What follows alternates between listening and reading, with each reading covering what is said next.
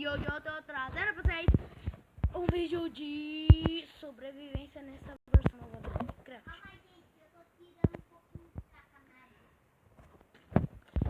E eu tô pensando em deixar, ó, Minecraft de computador.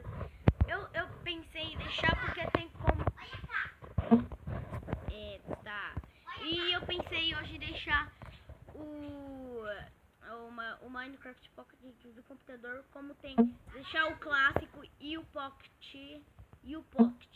O Pocket é o normal e o clássico que é de computador. Bem mais irado mesmo. Que olha só, fio e pá. E hoje eu só vou mostrar pra vocês. Funciona perfeitamente, ó. Tipo, eu sei mexer com isso já. Dá uma crafting table e tal. Aí pronto, tipo. Aí depois. Tá vendo a musiquinha que tá tendo? Bem legal, galera! Oh yeah! Yeah! Bem legal, galera! Tem que falar alto e não vai dar certo. E olha só que legal é fazer isso daqui, ó. Viu? Olha só, funciona perfeitamente como o Minecraft de computador perfeito. Agora vamos pra próxima, que é o modo criativo. Tá. Voltamos aqui, o Matheus que falou um negócio e já coloquei aqui no modo criativo. Então o que é? Olha só que legal. O Matheus é o produtor da música mais ou menos. Mas tá bem legal mesmo. Olha só que irado. Tá perfeito isso mesmo. Tá muito perfeito mesmo.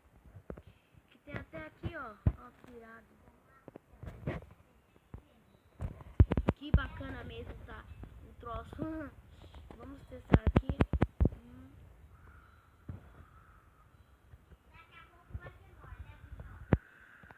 Legal, galera.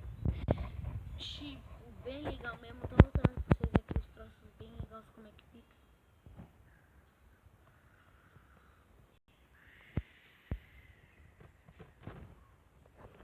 Bem legal mesmo.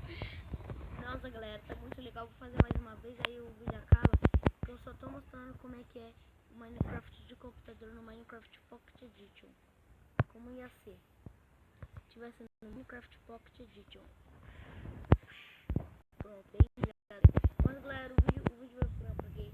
Se você for no inscreve, gerar aquela voadora, você. E fui! Tchau! Falou!